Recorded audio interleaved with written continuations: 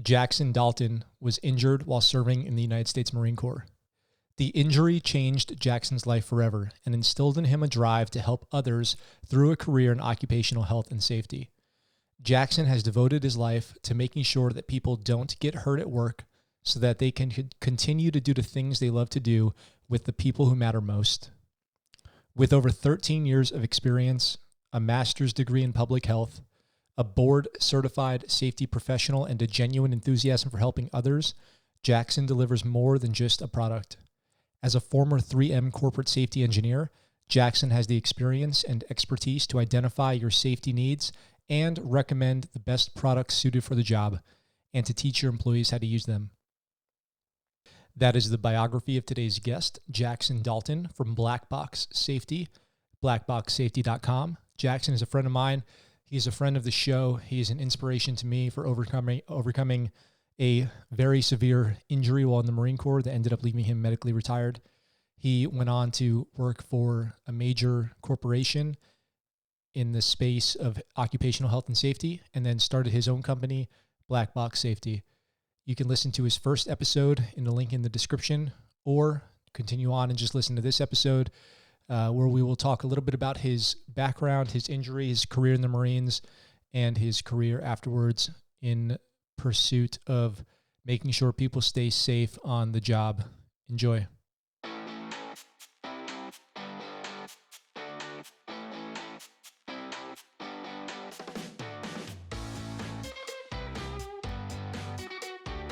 All right, guys, so we're back here today with Jackson from Black Box Safety, who you heard on another episode. I'll link that in the description below, and a YouTube video, which I'll link down below. And I wanted to get Jackson back on the show as soon as I could, because I saw on his social media profile last week that you were heading out to Texas to get some, is it N95 masks? Face shields. Face shields. So first of all, welcome back. Thank you. And how are you? What's been new with you? It's been about a year since we sat down last. So what's been going on with you? A lot has changed. I missed you, man. I knew that you were leaving, I think around August or September. And after you had left, I started thinking about you, just wondering what that transition was like. And then I saw you post a video on YouTube about, what you had been up to and what had happened with your camera equipment. And so I watched a bunch of your YouTube videos and I got all caught up. I learned about Dubitrends. Yep. Yeah. So I've been trying to get up to speed. Yep. There it is. So I've been trying to get up to speed, but it's really good to see you, and I'm glad we're reconnecting. I remember the last time we spoke, you had asked, like towards the end of the podcast, you were like, I think you asked if it had been worth it, and I was like, man, I can't tell you. I have no idea. It's too early to tell. And a year later, because I think it's been about a year since we last did a podcast. I'm happy to tell the story about what the last year was like, but it's great. Take some time. Well, that's what we're here for, because I've been following up with a couple people, and it's been a weird, like, it was definitely a weird year for me. I had a big year. Yeah. I went through kind of a weird transition, which ended up really good. It was just, there was challenging times, leaving my job, leaving my community, both professionally and personally, moving out to Japan, which was the plan, but we did it a little bit differently than we had originally anticipated. And then stacked on top of that, getting robbed like 3 times in the last couple months that I was in San Diego, all coincidentally, not like the same person got me 3 times, something like that. But it all worked out in the end, as things tend to do.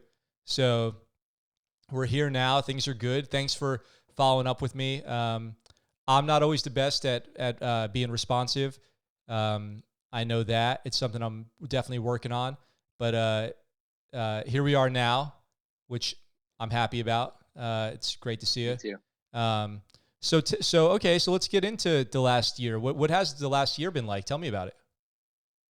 Well, so last time we met, I was still at WeWork Yep. in which is a co-working space downtown San Diego, and my office, if you remember, I mean, well, gosh, it had to be like 150 square feet. It was tiny, and I had a lot of stuff jammed in there. And I remember with like you and me and Mike, like the three of us, we could barely fit in there. Yep. And so it was my dad and I in that space. And then my dad moved back to Minnesota because he came out to help me for 6 months. And then I was spending a lot of time without my dad there. I was spending a lot of time working from home. So I thought, man, the WeWork is an unnecessary expense, and parking downtown is terrible. And Yeah, it so I sure started was. working out. Brutal, brutal, but some beautiful views, and it was a good space to be in, but it just wasn't a good long term play. But it definitely got us headed in the right direction, got us some momentum, and anyways, I left WeWork, started working from home, and in so last spring, one of my customers said to me, they're like, we want to work with you, but we love e-commerce. All of our suppliers have an e-commerce platform. So I took that to heart, and because prior to that, customers would send me a purchase order, usually an email, and then I would send them their product and send them an invoice, and that was typically how an order or a transaction occurred. But then I thought, okay, I need to build an e-commerce platform. It was, because I've got like 800 SKUs that I sell, and I'm like, how am I going to build a functional e-commerce platform like that? That just seemed like too big of an undertaking, too daunting and intimidating. And I just took it one bite at a time, and I started on my own.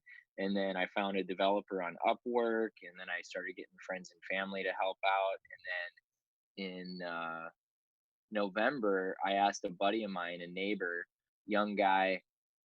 He was working at the at a dock on Mission Bay, and I just asked him. I said, "Hey, you want to come part time, work as a contractor, help me out with web dev?" And so he did that, and then we needed more help, so he got his roommate involved, and the next thing you know, I mean, now fast forward to present time. It's like April 22nd, 2020.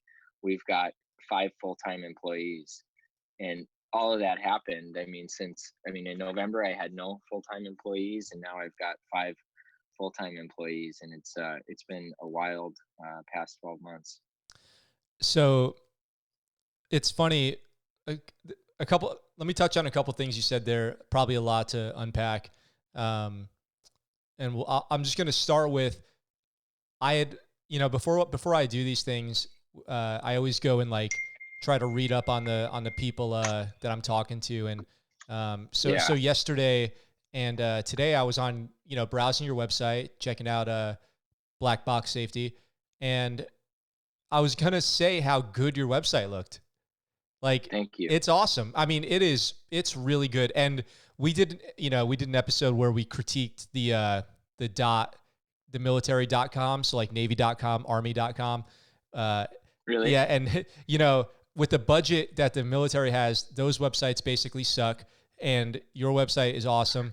And Thank you. I can go in there and I can easily read about you. I can read about the companies that you work with, which you have a bunch of large brand name companies on there that you are doing distribution for. And right on the homepage, first thing that you land on, it says COVID-19 and what's going on with that. So it's obvious that you're current, that you're update, Right. that website's up to date. So that's great. Great job on that for whatever my feedback's worth Thank you. on it. I think it looks awesome.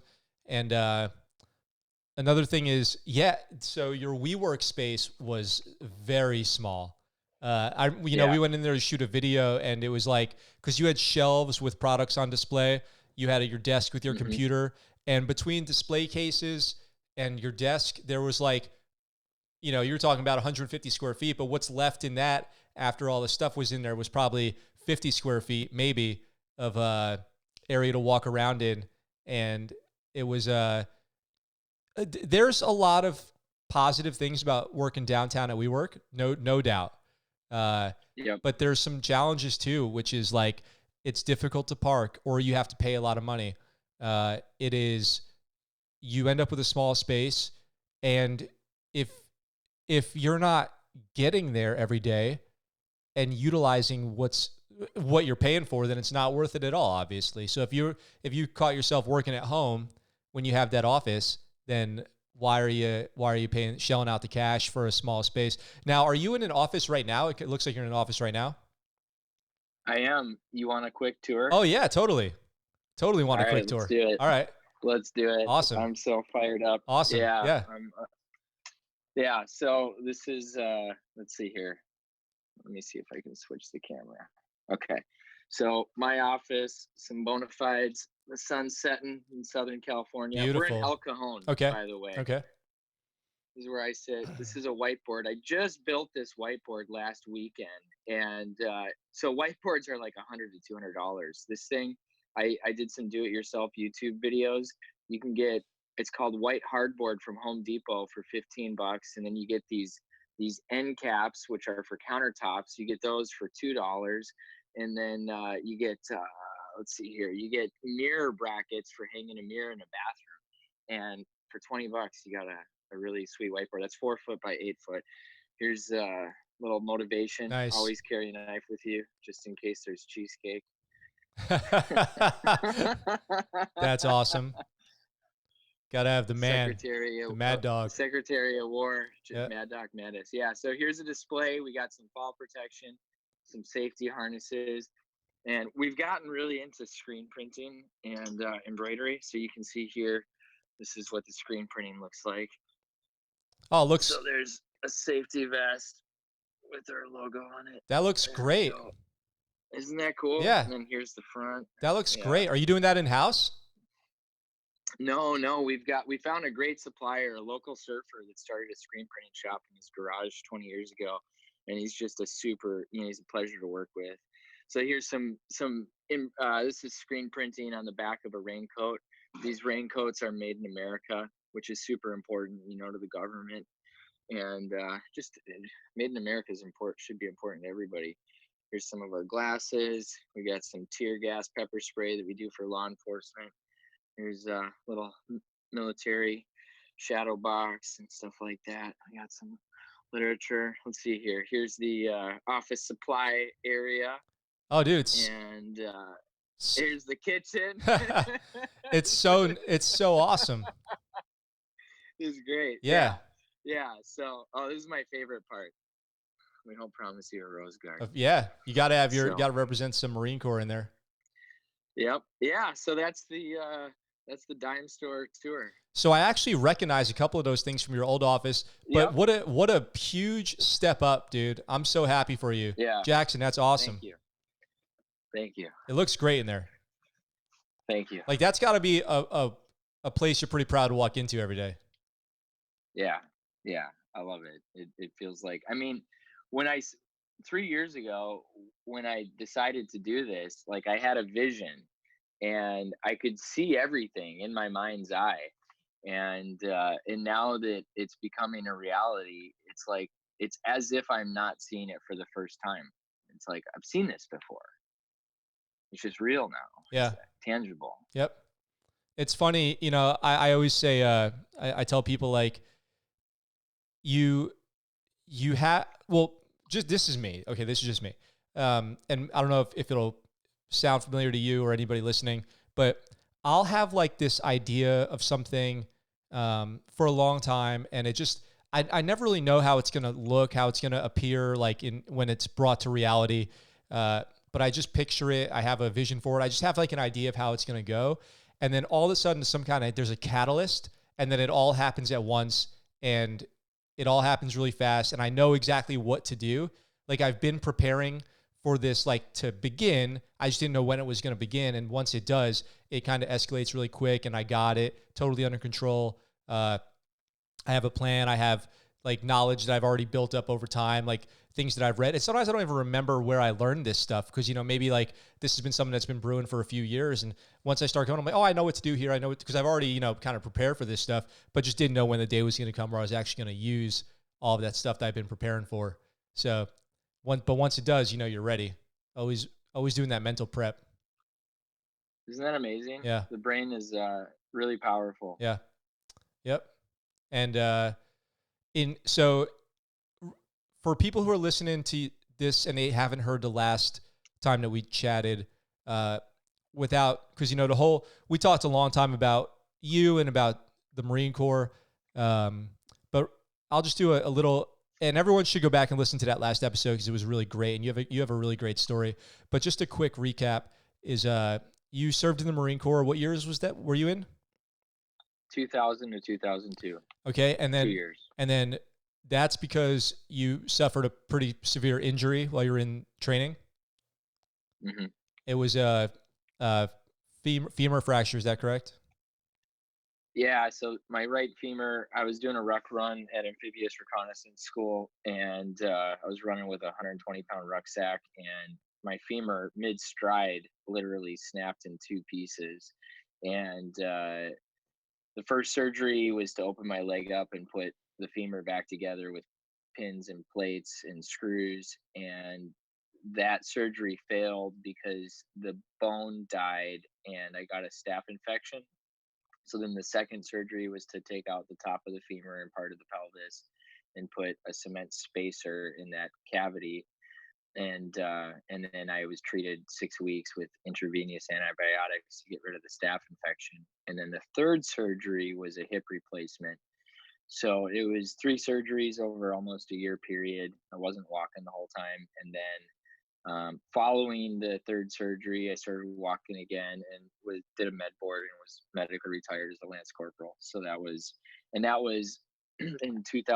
May of 2002 when I was put on the temporary medical retirement list. And then I think in 2006, I went permanent retirement. And so, yeah, that's my short time in the Marine Corps, but it changed my life forever in some good, some bad ways. Yeah. And I remember, obviously I know your story, but people should go back and listen to it because there's a lot more to the story about how you ended up in recon school, and what led up to that injury, and your own personal resiliency, is inspiring. So like I said, go click on the link to that other episode. Go, if you're listening on a podcast app, go check it out. The first episode with Jackson, to hear the whole thing. But you found purpose in this whole thing, which is, it's easy to lose purpose. It's easy to lose your direction, to lose your motivation, especially with life-changing injuries. And you ended up going to work outside of the military. You ended up going to work for, can I say the name of the company? Yeah. You remember? Is it 3M? Yes. Yeah. Yes. Yeah. So 3M has a fall protection division, and that company is called Capital Safety. So I went to work 3M fall protection selling safety harnesses. And if you told me what it stands for, it's Minnesota Mining and Mineral. Is that right? Is that close? That's it. Yeah. Which is like, let me just double check because I would hate to. Pretty sure. I think it's Minnesota Mining and Manufacturing. Oh yeah, Minnesota Mining and which is not what probably most people think it is, or most people just don't know. I mean, some people say it stands for meetings, which there is some truth to that. But yeah, that's so I worked there as a selling safety harnesses, fall protection, lifelines, lanyards, rescue equipment for like construction workers or people climbing up telecommunication towers or going down into manholes and things like that. And then I went to a safety consulting company, and then I got my master's degree in public health with like an emphasis in it's Minnesota Mining and Manufacturing. We can't get that wrong. Yeah, totally. That would be That'd be embarrassing. Yeah. But uh, but yeah, so then I went to graduate school, and while I was there, I went back to 3M as a safety engineer. So then I was doing accident investigations and things like that. And then while I was at 3M, I started watching YouTube videos and Shark Tank, and I said, I can do this. I'm gonna start a business. It's now or never. Yeah. I, I, I want to go back to a couple things you just said there that I had some questions on, but, I remembered something I wanted to say when we were talking about, you getting out of the Marine Corps, and your personal drive is incredible. It's worth noting at this point that you're jacked also, like you're shredded, which Dude, it's the Corona 15. It is. I'm telling you. so, if you're an example of not letting anything, stand in your way, dude, which is great. Yeah, yeah. You're not looking too bad yourself. If you Well, guys can't see it, you should check him out. This guy's ripped. well, it's I'm a house husband, so it's in my job description that I have to stay at least somewhat physically fit and I active. hope your wife appreciates it, because yeah, you're looking good. I'll ask her. I don't want to speak for her. She'll say, always room for improvement is what she would say. Fair enough. She holds a high standard. So As she should. yeah, totally. So what I wanted to ask you about what you were saying was, you went to school. Obviously, Yep. you got an education, high level education. Did you use the GI Bill? Did you use grants, like veteran grants, stuff like that? Yeah, and that's something that we talked about Yep. before. And I just want to, any veterans that are listening, the VA has a lot of resources that are available, and they're not easy to navigate. So because I was injured and disabled, the first time I went to undergrad, I used the vocational rehabilitation chapter 31, which is basically, get somebody ready for the workforce, in spite of their disability. And so I got a bachelor's degree in business. And then I hadn't used my post 9/11 GI Bill. And so when I went to grad school, I started using my post 9/11 GI Bill. And then halfway through grad school, that ran out. And so I didn't know what to do. I mean, it wasn't cheap, and I don't have, a lot of money. And so I went back to vocational rehabilitation at the VA, and I asked them. I just told them what had happened, and they said apply and see what happens. And I applied, and I was able to get back into voc rehab for graduate school. That's that's the reason I want to bring that back up is because there's a lot of people who surprisingly, or not surprisingly, don't know about a lot of the benefits and educational programs that are out there and resources through the VA and through like yellow ribbon programs that a lot of colleges offer, and Yeah. other veteran grants for education. You have your GI Bill, hopefully, that you, if you were in the military, that you paid into and got, or post 9/11 GI Bill. And then there's all the vocational training, there's the grants, there's special programs, there's special scholarships, there's yellow ribbon, there's all these things that you can do. But if you don't have a good resource officer or you don't have a good mentor, it's easy to never know what those things are or never find them out. You do have some personal responsibility to go search these programs out and apply and follow up. Nobody's going to do it for you. Even the best counselors and program coordinators, you still need to take responsibility for your own destiny there. But go out and find out about these programs if you're seeking a higher education and you've ran out of your first round of GI Bill or whatever it is. So go ahead. Yeah, I just to piggyback on what you said, I think it's a great program, and the benefits are phenomenal, and they can change your life, and for the better, and make you employable, and give you the opportunity to earn a living wage. But like you said, you have to really be your own best advocate, because I think the case managers are just overwhelmed. I think they have probably more cases than is, I think they're overwhelmed. They've got too many cases. And so if you're not going to advocate yourself, you're going to more than likely slip through the cracks. And so you have to be persistent. You got to ask a lot of questions. You got to, reach out to your veteran network and, to help troubleshoot issues you're facing. Leverage, your veteran, what is it, your veteran resource officer, which could be like American Legion or VFW. um, so yeah, I mean, you gotta ask for help. If you don't ask for help, um, you're gonna slip through the cracks and not get the help you need. Yeah. I I always it's always important to remember, that your your fate, your future is in your hands.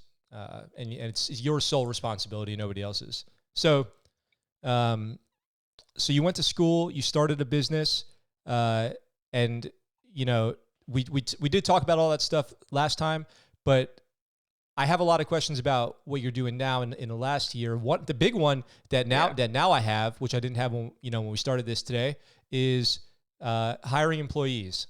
So what has that been like for you? Is that so? I've been asking actually a couple people already recently, as far as hiring employees. What is that like for you as a CEO having employees? What's that responsibility like? It was terrifying. And there was a reason why I was almost 3 years in business before I hired my first employee. I would say the primary reason is fear. I mean, knowing what I know now, the fact that employees are a huge force multiplier, I would have done it a long time ago. And I would have done it on day one. And but the reason I didn't was fear, and fear of fear of hiring the wrong person, fear of retaliation if I do something wrong in terms of human resource management, fear of, the financial burden. What if, you know, what if what if I have to let them go and I'm now responsible for their workers' compensation? What will this do to my liability and work comp policy? Just all these fears. But I would say the biggest one is probably commitment. It's like without an employee, I can close the doors any day and just walk away. But once I have an employee, I mean, I'm all in. I'm committed, and for better or worse with this person. And so there was a lot of fear leading up to it, but it got to the point where, I was building this e-commerce platform and there was just no way I was going to get it done on my own. There was just too much work, too much data entry, too many moving pieces, and I just needed help. And so I started with the 1099, which is a contractor. And I had been using, 1099s and contractors since day one. And they're great because there's no fear of commitment. They can come and go as they please. I can do the same. And I hired this guy, Charlie, on 1099. He was working at this place called Freedom Boat Club in Mission Bay, and he had some bandwidth and some free time. And I said, and he was interested in real estate. I was like, dude, why don't you come check out what I got going on? It's more exciting than real estate. And so I just did, like, I took out my pitch deck and showed him everything. And he's like, dude, you don't need to show me anymore. I'm in. Just tell me what to do. I'll do it. So we had him on 1099 like all of November, all of December. And then I asked a close friend of mine, David, I just said, hey, man, I really want to hire this guy. I want to bring him on full time. I'm like, he's doing a great job. He always shows up. He's always motivated. He's not giving up. But I'm really afraid. And he's like, what are you afraid of? He's like, it sounds like there's nothing to be afraid of. Like, he's already worked for you for 2 months, and he's going to do a good job, and he can do the job. He's like, if I were you, I would be afraid of violating the proposition. I think it's AB 5. It's a California state proposition that, if you've got somebody that's a 1099 contractor that should in fact be a W-2 employee, you can be penalized dramatically. And that was brought about by, I think, Uber drivers, kind of went to the state legislature and got that pushed through. But so he's like, that's what you should be afraid of. You shouldn't be afraid of hiring this guy. It seems like a no-brainer. So when he put it in that respect, I'm like, yeah, you're right. I'm going to do it. I'm going to hire this guy. So I hired him, And we were just there. It was way too much work for the two of us. And he's like, my roommate is super motivated. Another kid that also worked at Freedom Boat Club in Mission Bay, he's like, why don't we get him to come and pinch hit for us? So he came in, and like, I mean, the force multiplying effect of like having like two people and then three people, the amount of work that we were able to get done and the energy level that we were able to produce, it was awesome. Because it's really easy it's really easy to get tired when you're alone. And you probably know this from like doing group workouts and stuff like that. But as soon as you got two, three people standing next to you, the effect that happens from that it's unbelievable. And so then there were three of us, and then we needed some help with graphic design, that we just couldn't manage on our own, and it just didn't make sense. It was too cost prohibitive to contract that out to a full-time graphic designer. So then we brought in a design guy, and another friend of ours. So now there's four of us, and there's four of us in this office that I just gave you a tour of, and we're like, okay, I hope this doesn't offend anyone, but whatever. We're like, what this office is missing is the feminine touch. I mean, it was a frat house. I mean, we started in my apartment, and then we got to this office, but still, wherever we went, it was a mess. And we're like, we're missing the feminine touch. We're missing, some people don't want to, we can be abrupt and things like that. So it'd be great if there was a woman here to answer the phone. It would be great if there was someone, just to help us like make the place look nicer, just someone with like a different perspective. And so we hired another friend of ours named Katie. And I mean, it's unbelievable. Like the team atmosphere, and just the way that we all get along, and the different skill sets that everybody brings to the table is awesome. And so yeah, now there's five of us. I don't know if that answers your question. Oh yeah, so much more than answers my question. I think it's great. Congratulations. That makes me really happy to hear that all that has happened, because uh, I totally get what you're saying about um, when it's only you're the only one who has to deal with any consequences, But Yep. it also means that you're the only one who gets to share any victories, and that can be lonely in its own way, Uh, I know I can imagine you when you had your dad there, and there was two of you. That was probably had a lot of positives to have somebody there It to did. share and everything 100%. with, just to talk to once in a while during the day or something, and to Yep. get you off your butt. Like I was talking to somebody yesterday, and I was saying it's like going to the gym um, when the couch is calling your name, but everything in life has a couch, like the temptation to pull you in the other direction from what what you should be doing, and you have to not go to the couch every single day. But it's easy when you're part of a team. It's really easy. It's much harder when it's just you. Yeah, it's great. And there's an example to be set. Like, I can't afford to I can't afford to take it easy, because these guys are watching me. And so they hold me accountable, and vice versa. And I don't know if this is where you might be going with this, but I'm thinking about it, so I might as well just say it. Um, I always wondered what it would be like to be a boss, because I've never been one. I mean, when I was in the Marine Corps, I was a squad leader, so I did have some leadership responsibilities, and so I've definitely kind of felt the weight of that role before. Um, but I always wondered, what's it going to be like? Like, I kind of assumed that the best way to be a leader is to be a subject matter expert, to be like the smartest guy in the room that has all the answers. And what I've been finding out over the last few months with this team is that my job isn't to be the guy that knows everything.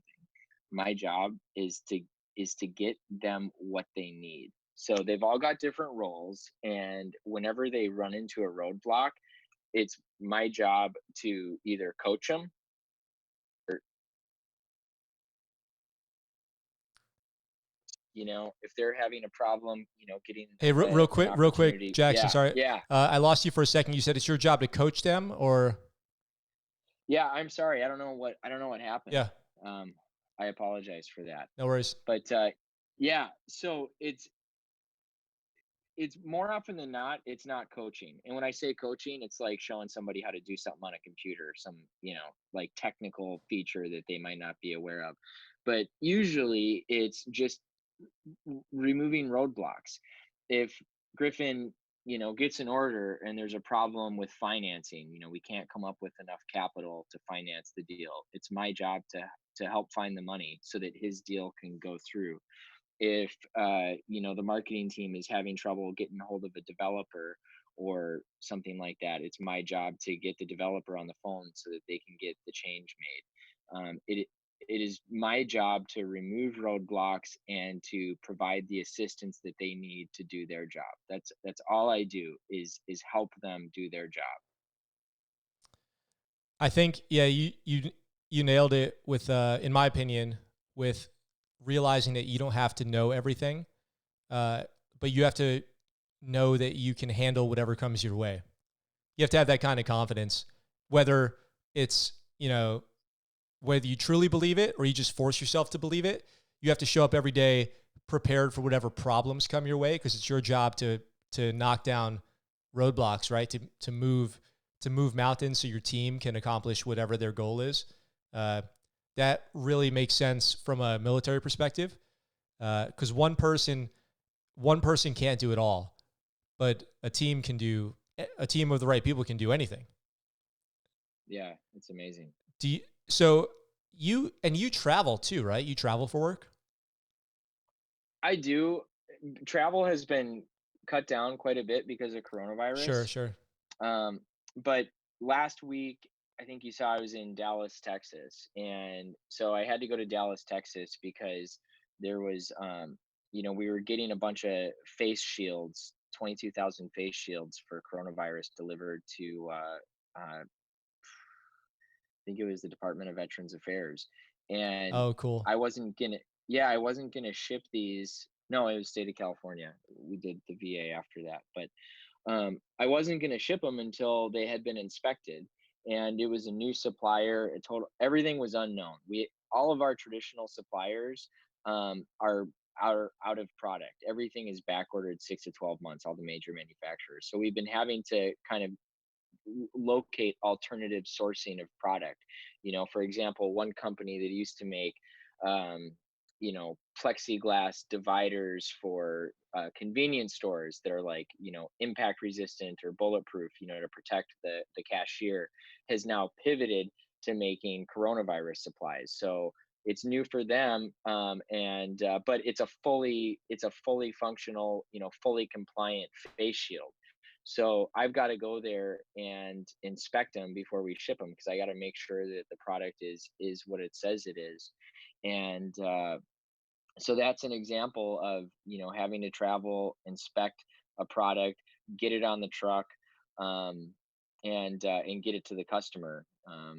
And sometimes I've been learning that, especially in this environment, it's got to be done in person. If What I'll say about that is, it's like, if you're, it's like any other supply chain in the military that I've ever done, where you're doing an inventory. If you don't see it, you shouldn't put your name on it.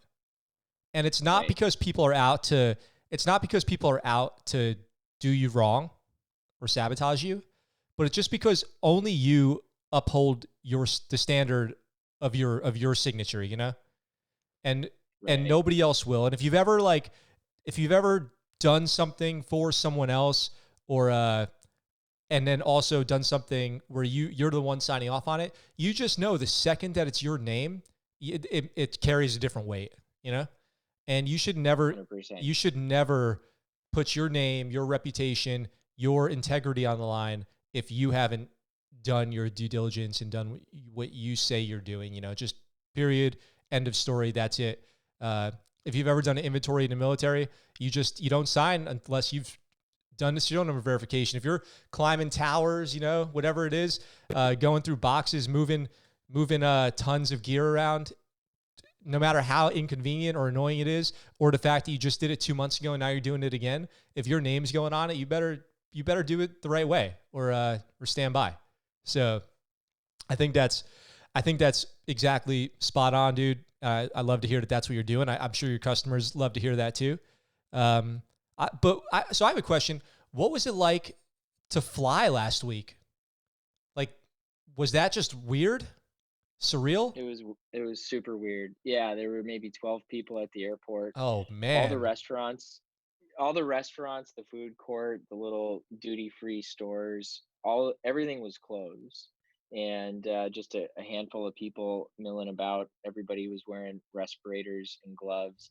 There were maybe half a dozen people on my flight, and I can't imagine the airlines must be getting subsidized right now because they've got to be hemorrhaging cash pretty substantially. There's only 6 people on a flight, and and then I think half of the flights have been, the regular flights are canceled, so there was only a handful of flights to choose from to get to Dallas. That's so weird. It sounds like the only time I've ever seen it like that is when you're flying in the middle of the night, like you're flying international or something like that, and you land somewhere at 3 in the Right. morning, an airport like Chicago at 3 in the morning or something like that, and you're walking through and it's a ghost town, and there's maybe one guy with the Zamboni, and everything's closed, gated up, the lights are dimmed out. But you were probably out there in the middle of the day and it was like that. So Yep. that's very strange sounding. I can't imagine. You're the only person that I've heard of or definitely talked to who's done any kind of travel since the major lockdown has started. And yeah, basically that's what I would guess it was like. But hearing it from you kind of verifies that it's just no one's traveling right now. The flight was empty. The airports were shut down. So strange. Such a strange experience. Yeah, it's unprecedented, and so my life has been a little probably different than like the average quarantine experience because I've still got to come to work every single day, and most of the people on my team have to come in every day because we all have to be here because every day we're getting pallets of gloves and alcohol wipes and face shields that are coming in, and then as soon as they come in, we've got to get them ready to ship out, and turn it within an hour or two, get it ready for the next truck to pick up and deliver to the customer. And so we've got to be here. We can't do that job remotely. And so while we're here, it feels normal. It feels like we're going into work, and then we've got the camaraderie and being around each other, which really helps. And so in that respect, my life has been semi-normal during this quarantine. But I know that my experience is probably unique in that a lot of people are staying at home, and I don't think anybody anticipated the mental health effects of a quarantine. I think that was kind of a surprise to a lot of people. Yeah, I did a little. I was talking to a buddy of mine out here who's a psychiatrist, and I asked him if he would come on the show. He didn't want to be on the podcast himself for staying off social media. But he did share with me these 25 tips for mental health during quarantine, and so I did a little video where I read those, and a lot of them made sense. A lot of them were things I would expect to do because it's kind of like. Uh, uh, they seem like logical things to do to me. Some of them were good ideas. A lot of them were based around kids and children during this time, which I don't have any point of reference on, but I can imagine how it'd be tricky for kids. And then a big one was like, uh, every day, get up, make your bed, get dressed in normal clothes. Don't stay in pajamas all day. Try to do things, try to accomplish something during the day. If you really have nothing to do, find a new hobby or learn something you've been wanting to learn for a while, or read something you've been wanting to read for a while. And then I was talking to another guy, and he kind of compared it to deployment, where you're used to kind of staying in one space with the same people for a while, but that doesn't mean that it's easy because one thing about that is you kind of get at on each other's nerves when you're quarantined with the same people for 2, 3, 4. It's like being on a on a mission for several weeks or something like that, and somebody eats your candy bar or drinks your soda, and it's like, You're ripping. yeah, that's exactly what I said. And Yeah. and forget it. It's over. Now it's, Yeah. you hate each other for 2 weeks or whatever. You won't talk. There's some serious challenges that go along with that. And how have you been holding up during it? Besides, like, you come to work every day, but like, other than going to work, from what I think is going on in San Diego, all other aspects of normalcy have changed. Yeah, it's totally shut down. No parks, no beach, no boardwalk, no gym, no yoga. I mean, anything that you want to do, you can't do. I mean, I've found a couple off-grid hiking trails that aren't part of a park system. I walk through the neighborhood because they can't stop you from walking in the neighborhood. I mean, food is takeout. But yeah, it's not normal. It's apocalyptic for sure. And I think that this caught everybody flat-footed. I mean, nobody had a 30-day food supply. Um, Schools weren't ready to do remote teaching. I mean, nobody was ready for this, and myself included. So I hope that we come out from this stronger. But what's been your favorite quarantine activity, or what have you been working on? Well, so it's definitely these, starting the show back up, because it just so happens that Yeah. it just so, and talking to people like you is by far my favorite aspect. But it just so happens that when I finally was able to invest the money to replace all this gear, it came like 2 weeks ago. So Okay. this is, we're just starting up again. Maybe not even 2 weeks ago, maybe like 10 days ago. So we're just starting up again. So that's been by far my favorite thing.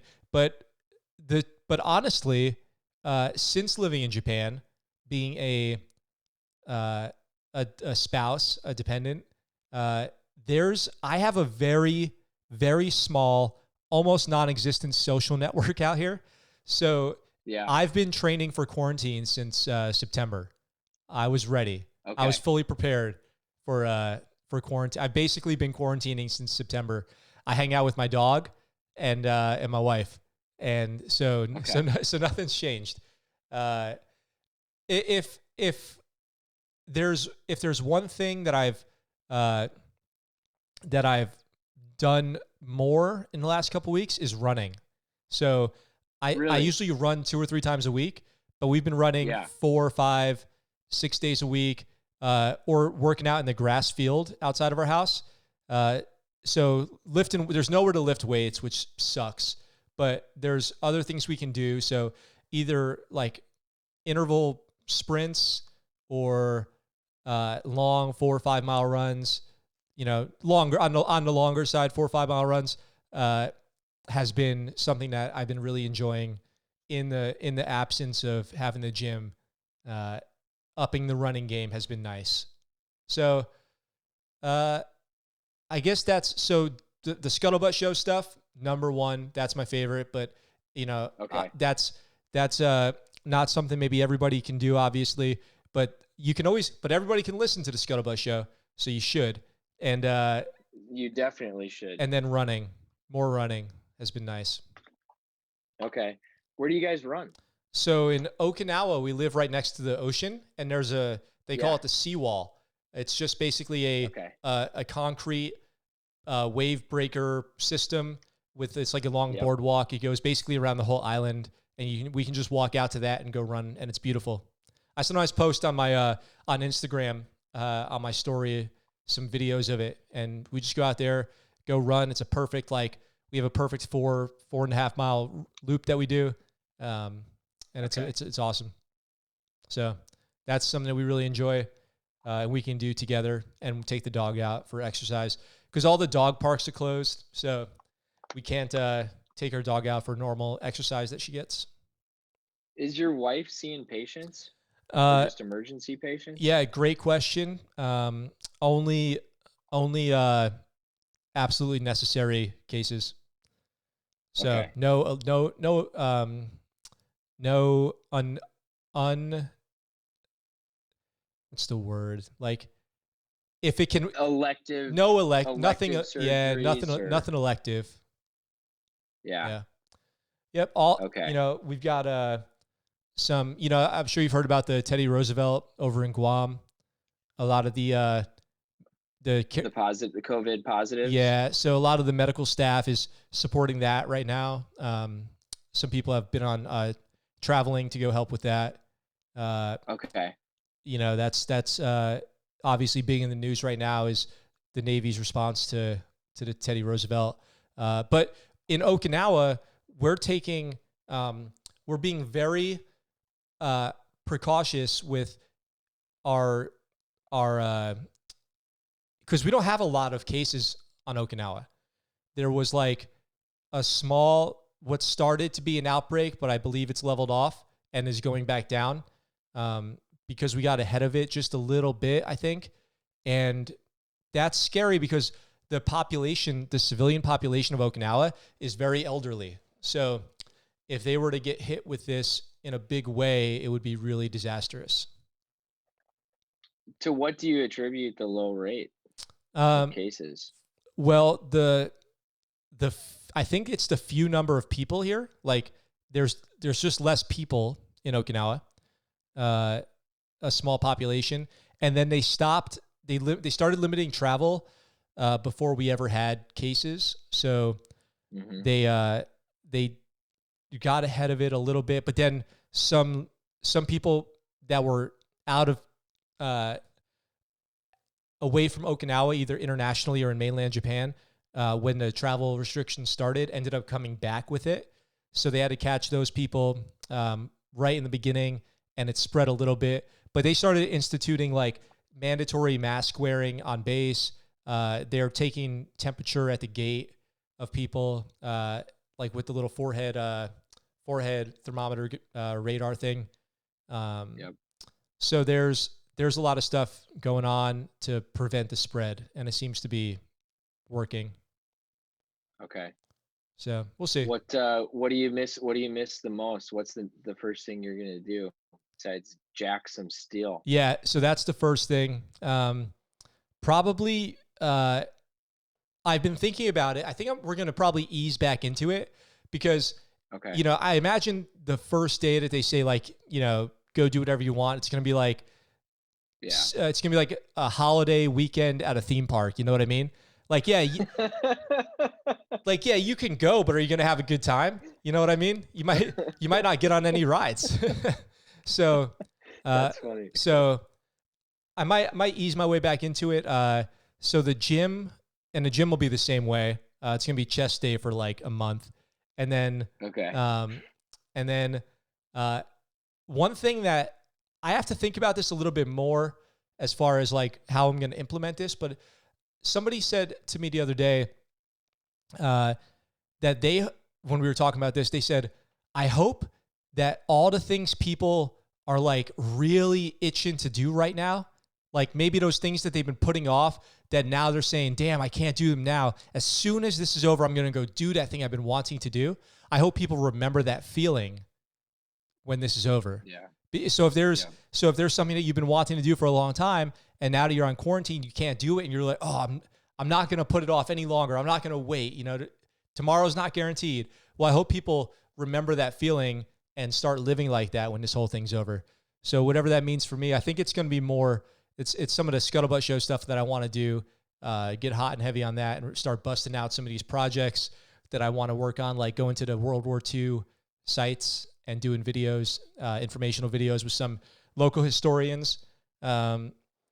Really? Yeah, so obviously Hacksaw Ridge is maybe the most popular because of the movie from last year, Battle Site on Okinawa. It's easy to get to, and I've been Okay. talking to some people who are sort of history buffs on the island, and go out there and do some content about the history of Okinawa. I think is what I'm going to do. What a great idea. I love it. So stay tuned for that. I Be coming will. up. What about you? You got man. Yeah, I miss the gym. I miss being able to go see friends. I miss yoga. I love hot yoga, core power. And this is weird. I never was a huge coffee shop guy. I like to make my own coffee. I'm frugal, and I just don't like to go wait in line.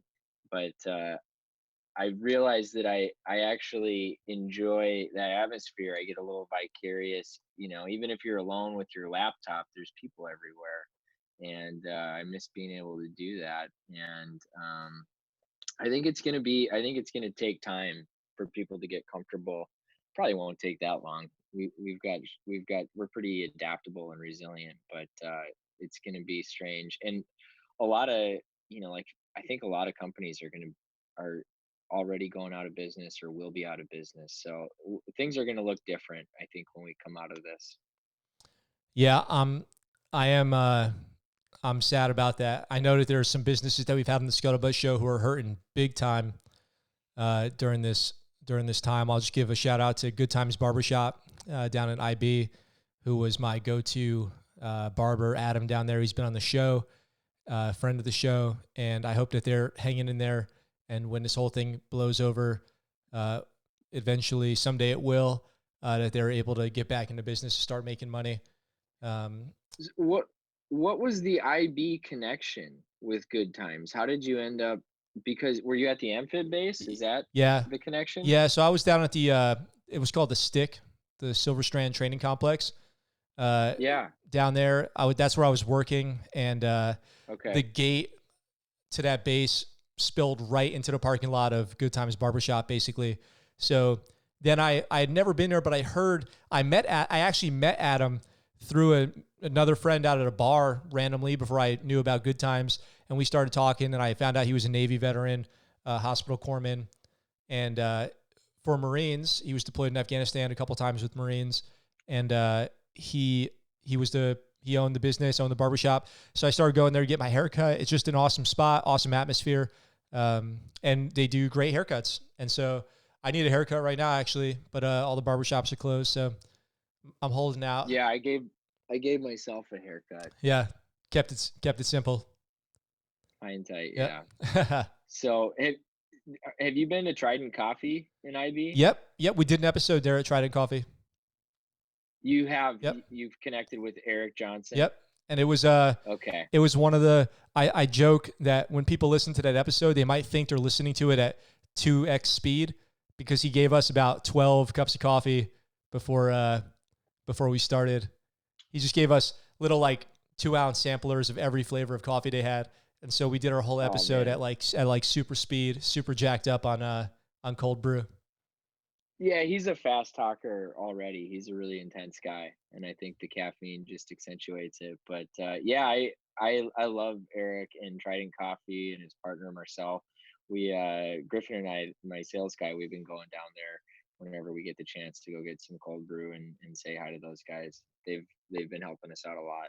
Yeah. So I would love to give some free plugs for Good Times Barbershop and Trident Coffee and Black Box Safety. But for you, you know, this is it's an interesting time because you are able to stay in business, but you're on the front lines of the logistics chain for people who need PPE right now, which is great. So you're basically providing a needed service.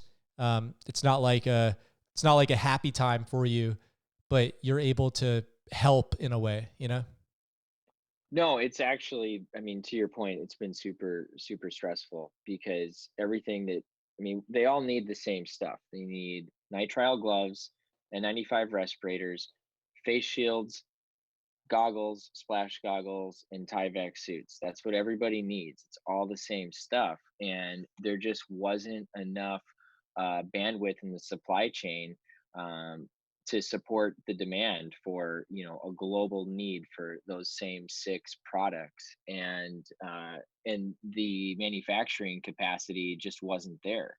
And so, like, recently 3M partnered with Ford to start making respirators, and so we were super flat-footed for this. And so our job has been to use unconventional sources to locate and procure some of this stuff for our customers.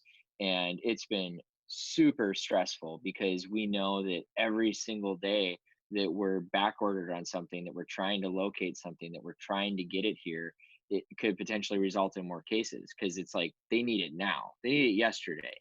And so, j- long story short, it's been really, really stressful. But I'm glad that I'm at least in a position to contribute. Me too. You're the right guy for the job. That's what I find with a lot of the veteran businesses that I talk to. When you sit down and talk with the person, you realize that they're exactly the right person for the job because they bring in uh, the the veteran attitude into the mission, right? And as long as you have a mission that's meaningful and fulfilling to you, that you care about, then you're going to accomplish it and you're going to do the right things by the people that are counting on you for sure. Especially your team. If there's one thing embedded Yeah. into us, it's team comes first. So I know you're there for your team and for the people that you're providing services to. Yeah, yeah. So Eric, he gave a plug for this book, "The Mission, the Men, and Me." I think that's the title of it. But like, can't remember. Like when I was in the Marine Corps, we would say, um, you know, it was it was like it was men, gear, hygiene, something to that effect. It was like make sure everyone's fed and getting rest, and then after that's done, make sure that your gear is squared away, and then after that's done, you could take care of yourself. Get a shower, stuff like that. Yep, that's exactly it. We would say when it comes to post mission, it was always like team gear, personal gear, self, like last. Yep. So you got to because the first thing you got to do is make sure you're ready for whatever's coming because you can't predict it. Yep. And if you wait to get ready, you're already too late. Yeah, I think that's what we found out. I mean, by the time you knew that you needed toilet paper, it was too late. If Yep. you didn't have any, you're going without. Yeah. Yeah. A lot of lessons learned from this whole thing. Yep. Um, okay. We've been going for a little over an hour, and this is usually when I like to start getting some final thoughts. So Jackson, is there anything you want to plug while you're here? Yeah. Anybody you want to give a So shout out to? yeah, so I talked about everybody on the team, but our new designer Christopher, and he came over from Billabong, and so you said the website looks phenomenal. So he's done a great job modernizing the website, and then I don't know if I communicated this last time, but over the last 3 years, I've been a part of this nonprofit organization called Veterans in Business, and VIB for short, and it was founded by a veteran family and another veteran, and it's a nonprofit organization that connects veteran-owned businesses with these large institutions that value supplier diversity. So they connect veteran-owned businesses with T-Mobile, AT&T, Cargill, Honda, Southern California Edison, San Diego Gas and Electric. I mean, they're a matchmaker, a free matchmaker. It's totally free to get on, to get in the directory. You just have to be a veteran-owned business. And then every fall we have an annual conference.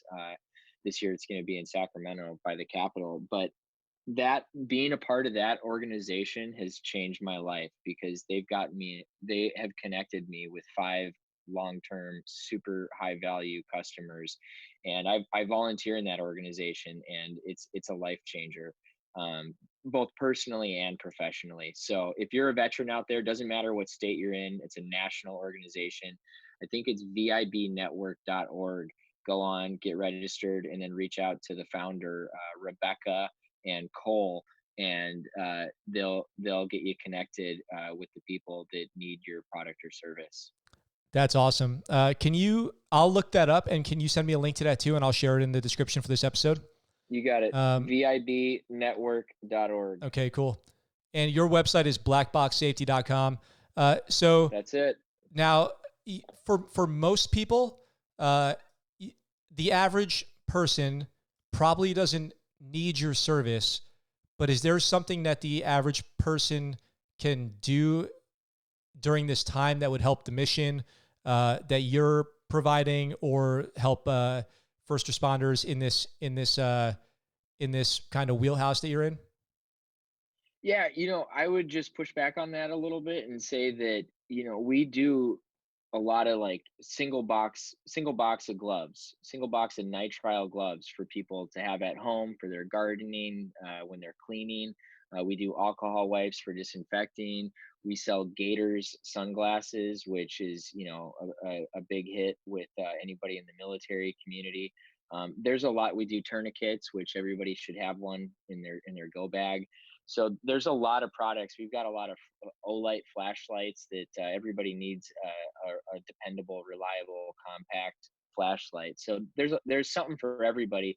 But when people ask, what can I do to help? It's like, well, everybody works for a company typically, unless they're self-employed, and that company has got somebody that's in charge for keeping the lights in the building on, and that's typically our customers. So it's like, get us in touch with that guy or share our website with them. If you want a T-shirt, we'll send you one, and please help spread the word. And then the easiest thing that you can do is follow us on social media. We love social media, so we've got we're Black Box Safety on Instagram, Black Box Safety on Facebook. Black Box Safety on LinkedIn. We love social media, and so give us a follow. If you don't like it, unfollow us. But we would love to see you on those platforms. Okay, awesome. Yeah, sorry, I didn't mean to minimize anything that you're doing. So thank you for correcting me. No, not at all. I want. Yeah, So I totally get it. so let me totally switch it now and say, Yeah. if anybody's learned anything, is that they need a little preparation kit for this type of thing, and that's something they can build on. Maybe Black Box Safety could have a prep kit that people can buy of things that would be good in a crisis for PPE wise. Oh, Max, one more thing. I'll keep it short. So we got this new product called Decked. It's like this whole organization system that just snaps into the bed of your pickup. So if you got a Tundra, Tacoma, F-150, whatever pickup you got, it snaps right in, and it's got these drawers for all your loadout gear, your tools, or your camping gear, whatever, and these drawers slide out. It's awesome. And so that product is on our website as well. It's called Decked. That sounds great. Okay, I'll throw a link. I'll find that on there, and I'll throw a link to that too, because people, All right. I'm sure people would love that and find a lot of utility in it as well. Obviously, sounds great. No more plugs. Thank you for the opportunity to talk. No, dude, thank you. It was awesome to talk to you. It was awesome to catch up with you. I'll say, let me just say a couple things about you before I go. One is when I'm talking to people about what and I mean this, you listen to all the episodes. I don't say this about everybody. When I'm talking to people about like episodes that I've done, I say, you got to listen to Jackson, because his story is really, what he's overcome is really inspirational. And another thing is, I talk to a lot of people who it resonates with them when I say that what we talked about last time is, you're a Marine, you are a Marine, and you'll be one forever. And for me, and I think for everybody, your character is never in question. We talked about this last time. A lot of people feel, I hear it all the time, I didn't do anything in the military. Well, you know what? Or they feel like they didn't because maybe they compared themselves to somebody else. But the truth is, it's not about what you did or didn't do as far as I'm concerned. It's the character. It's the integrity. It's what you brought personally. And given the opportunity to demonstrate your character on the worst days of people's lives, I'm sure the average veteran would step up and make us all really proud. There's no question about that with you. You ran until through a broken leg. Like this stuff's no joke, not to be taken lightly. I know an injury is not the best way to have a career end, but it's a very real thing for a lot of people, especially, I see it now more than ever being in this medical community via my wife. I hear stories all the time about people who get hurt, these life-changing injuries, like, oh yeah, they're never going to run. Their fingers are never going to work. Their back's broken, in training. It happens daily in the Marine Corps, in the Army, in the Navy, in the Air Force, Coast Guard. These things happen every day. And what I want people to know, and the reason I bring you up all the time, is because I want people to know that their character is never in question. You served just like anybody else did. whether you've won a Medal of Honor, or you served on a ship, or you had an injury. To me, there's no difference except for circumstance. No difference in person. So, thank you for being a guest here on the show. It means a lot to me. Thanks for having me back. Yeah. Thank you, Max. It means a lot to me too. Yeah, and yeah, you're welcome. No problem, man. I mean it. And we'll do this again, maybe after COVID's over, so. and we'll talk more about black box and about you. Thanks, Max. Thank you. Yep. Have a good night. You too.